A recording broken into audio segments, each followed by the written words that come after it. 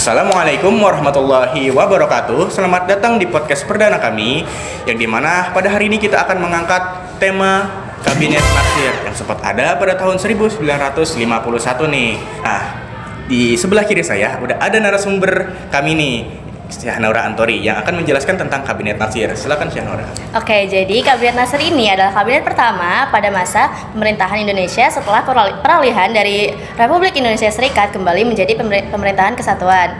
Nah, Kabinet Natsir ini mulai diumumkan pada tanggal 22 Agustus 1950 dan mulai bertugas pada 7 September 1950 sampai 21 Maret 1951. Kabinet ini dipimpin oleh Muhammad Natsir sebagai sebagai Perdana Menteri kelima Indonesia.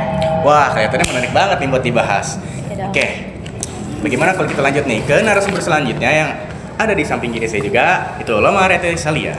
Nah, di sini aku mau jelasin siapa sih sebenarnya Muhammad Natsir ini. Nah, Muhammad Natsir ini lahir pada 17 Juli 1908 dan wafat pada 6 Februari 1993. Beliau bukan hanya politisi tapi juga seorang pejuang kemerdekaan. Natsir juga memimpin masyumi tokoh Islam berpengaruh, bahkan pernah menjadi Liga Muslim Dunia. Beliau dilantik sebagai Perdana Menteri pada 7 September 1950. Nah, sayangnya banget nih, kepemimpinannya tuh penuh tantangan kayak pemberontakan DII atau TII, APRA, RMS hingga peristiwa Andi Aziz. Sayangnya pada Januari 1951, Natsir harus mengembalikan mandatnya kepada Presiden Soekarno pada 21 Maret 1951. Wah, berarti pada saat itu kondisi Indonesia benar-benar lagi kacau-kacau nih. Jadi tugasnya Natsir ini cukup berat ya. Iya. Jadi yaudah, kita lanjut nih. Bagaimana sih program-program yang ada di Kabinet Natsir ini?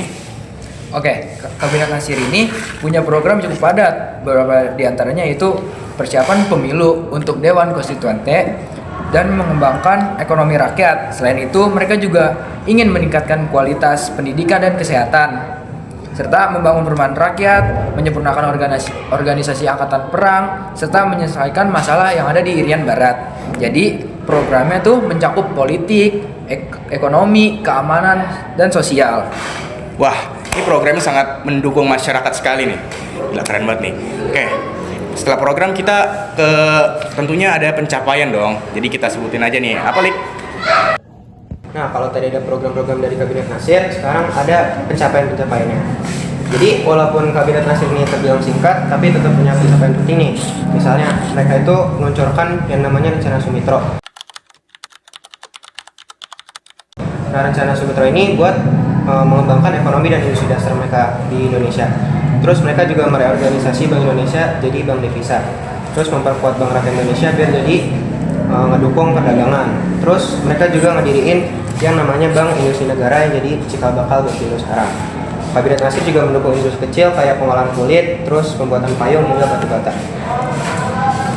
Wah, mantep banget nih kabinetnya. Jadi mereka benar-benar bisa memaksimalkan waktu mereka untuk mendapatkan pencapaian yang hebat ini nih. Nah, kalau begitu kita kesimpulan aja nih. Jadi Kabinet Natsir ini walaupun hanya berdiri sebentar, tapi mereka benar-benar bisa memanfaatkan waktu mereka dengan baik untuk melaksanakan program-program mereka gitu loh. Jadi pada saat itu masyarakat sedang kesusahan, tapi mereka bisa membuat masyarakat ini ya sedikit lebih baik gitu loh. Itu saja nih dari kelompok kami. Jadi ini benar-benar bisa menjadi contoh sekali ya untuk pemerintahan saat ini, terutama ya di kondisi Indonesia yang saat ini lagi kesusahan. Jadi kabinet ini nih bisa program-program mungkin bisa kita ambil gitu loh oleh pemerintah kita untuk menetralisir kekacauan yang ada pada saat ini gitu loh. Udah, sekian dari kelompok kami. Kurang lebihnya mohon maaf. Wassalamualaikum warahmatullahi wabarakatuh. Warahmatullahi wabarakatuh. Kembali. Selamat datang. Jangan dari situ,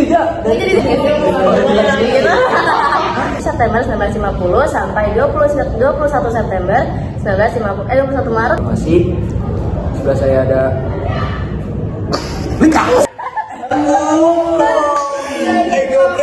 Apa nih?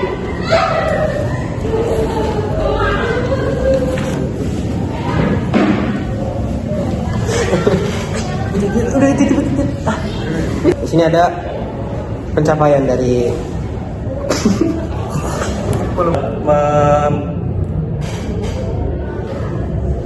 memaksimalkan waktu mereka untuk sebagai mencari informasi.